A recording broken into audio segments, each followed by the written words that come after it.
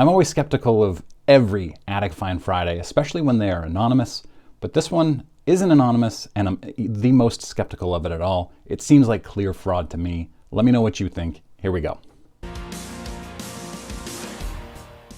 Hey, it's Mike. Thanks for tuning back in. It is Saturday, so not Attic Find Friday, but this, and it's not even an attic find, but it is what is purported to be a big find. And we should always be skeptical of these unless there is actual proof. I'm always skeptical. I do my best to report on these, and I'm not sure that everybody does, and we'll get a little bit into that. So it's Saturday. I'm wearing the same sweatshirt as yesterday. Sue me. This one is wild, and I have dozens of articles linked for potential Attic Find Friday stories, and it kind of depends on my mood. Like, I went through 3 of them this morning. I was like, I don't feel like doing that one this morning. But this one, I was looking through it, and all these major news websites are saying it's real. A man pays $2 for a $2 million Babe Ruth card. And I was like, oh wow, this is awesome. This is perfect. So the story goes like this. Dale Ball, co-owns a vacuum cleaning business. And I don't know if that means he cleans vacuum cleaners or he uses vacuums to clean things. It's unclear. Also unimportant. He was driving to meet a customer and stopped in Reno at a card shop and decided to buy a Brett Favre rookie card for his son. And his story, as he's telling the story, and I was watching the video, I'm not going to play the video, but it's just him telling the story is suspicious, because as the man takes the Brett Favre rookie card out, he looks down and he says, oh wow, that's Babe Ruth. And he asks how much the card is, and the guy behind the counter says it's $10, but he'd sell it to him for $2 because he can't find anything about it and isn't sure what the value is, if it has any value at all. And so Dale Ball agrees to the $2 price because, sports card dealers often give 80% off on vintage Babe Ruth cards that they can't identify. Come on, man. So he's showing off the card, and I'm looking at it, and it looks immaculate. And it's just, I'm thinking, there's no way. Where is the PSA or SGC or BGS slab over this thing? And they keep, the news people keep saying, and he had it authenticated. And I keep watching, but he's still holding it in a screw down, basically. And if this were real, it would be an awesome Attic Find Friday. But I'm now turning it into an Attic Find Fraud Day. That'll be my thumbnail, or the title, I guess, of this video, now that I think about it. It would be such a great story. You go into a sports card shop, you don't know what the card is, and Dale Ball says that he took it home and he spent a week trying to find information on it.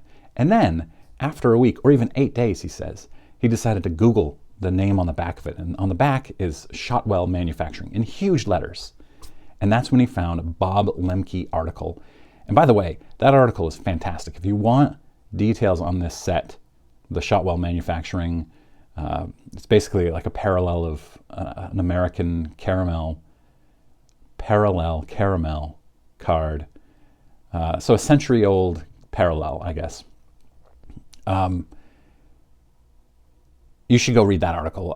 Hopefully I'll remember to link it. It's really interesting. But it took him 8 days. He said 6 or 7 or 8 days to even think to Google Shotwell Manufacturing. And then he found the Bob Lemke article. That's the first thing you do when you get this card, is Google that.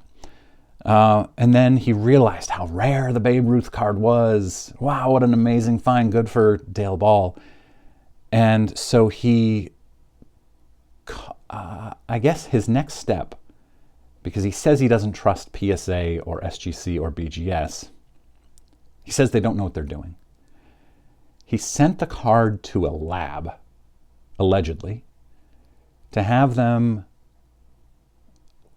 analyze the fibers and the ink on the card. And he says, and remember, These news articles, and there were a lot of them, there were a lot of news stories, they all say he says, and he says, and he says. They never actually confirmed anything. They showed like the edge of a lab report, but nowhere can you find the lab that did this analysis. So the lab report confirms, according to the news story, that this card was from the end of 1921. Can labs confirm that close? I don't know. It doesn't seem likely to me.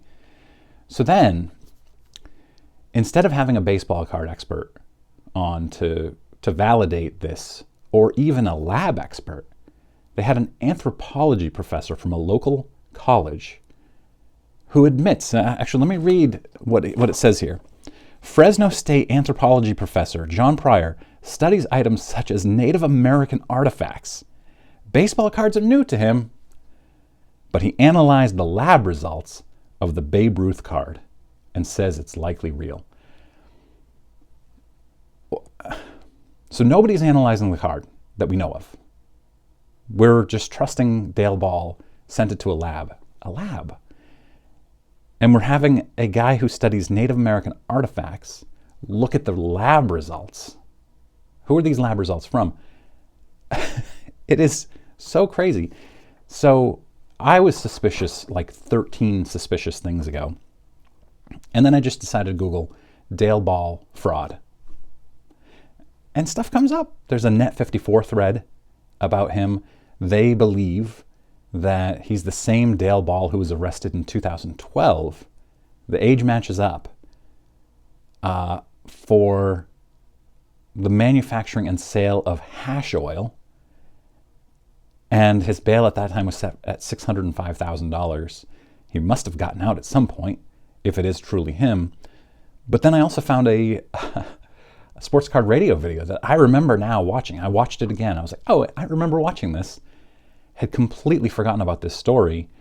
And in the video, they had done a video about him prior, or they'd mentioned meeting him, I guess.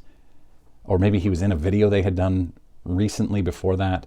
And Jeff Wilson actually emailed Sports Card Radio and said, hey, that guy's a scammer. He tried scamming my kid at a card show and we had to kick him out of a trade night. So yeah, there's a lot out there on this guy and none of it is good.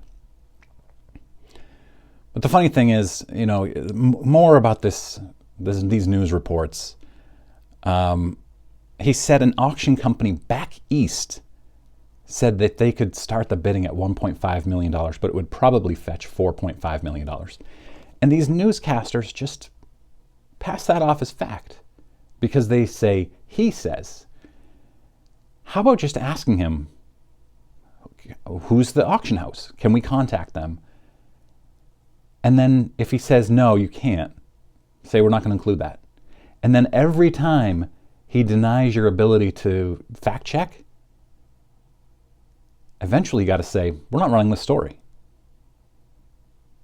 I'm not a journalist, but it seems clear to me that if every sentence you say is he says, he says, he says, it's a dubious story at best.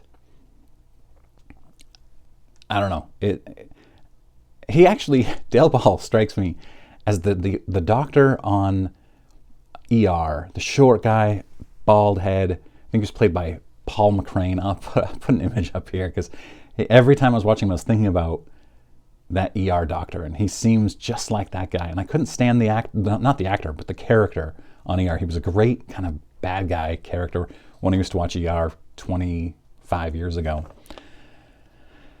So yeah, they never questioned his story or asked for any evidence. They brought in an anthropology professor from Fresno State. Shocking how many articles and news stories, videos were made about this. And, you know, but he decided not to sell. He's got a card that's worth $4.5 million and he decided not to sell. Yeah. So anyway, Shotwell Manufacturing was another candy company that competed with Cracker Jack post World War I. This is believed to be a prototype for a board game type of thing They did put out a board game, I think in 1929, that had baseball cards in it or something similar, and it was in a Cracker Jack type or coated popcorn type candy that Shotwell put out. But there's only one in the PSA Pop Report, one Babe Ruth, I should say. It's graded a 1.5. The interesting story about this, I also found the story about that 1.5. It was brought forward by a non-collector who had owned it for 30 years. He had inherited it from his grandfather. His grandfather also didn't know what it was because his grandfather had been using it as a bookmark for years prior to his death. And so there's not a whole lot of doubt. I kind of imagine that the non-collector who brought it forward in 2009, I think it was, just inherited his grandfather's home, and his grandfather had books, and he found this card in the book, and he owned it for 30 years and just was like, hey, wait, this might be worth something. I could not find how much that sold for. If you know, let me know in comments. I also want to know, what do you guys think about this story? It's clearly got to be a fraud, right? I think it is, but I have no evidence that it is. But when you're refusing to grade a baseball card with companies and you're not, there's no evidence. It even looks, it's so white. And the card's flaws, Net54 did a matchup. The card's flaws perfectly match the PSA card's flaws. Now, somebody pointed out that a printing plate could do that to multiple cards, but it's pretty unlikely in my opinion. There are 0 of these Babe Ruths in the SGC Pop Report. I couldn't find any. By the way, the SGC app, I used to have a really hard time finding things in the SGC Pop Report on the web. It's so much easier now in their app. So I appreciate that about SGC. I hope they continue to improve that app. Let me know what you think. If you're new here, click that subscribe button. I have more Attic Find Fridays. I enjoy these fraud ones too. They're not as positive and uplifting, obviously, but they're fun sometimes. Let me know what you think in comments. I appreciate you guys watching. I'll be back tomorrow with my Clearing the Bases episode of all the new stuff that has happened in the last week about collectibles that I'm interested in, as well as a couple huge Topps mistakes from last week that I completely forgot in that big Topps mess up video. All right, see you soon.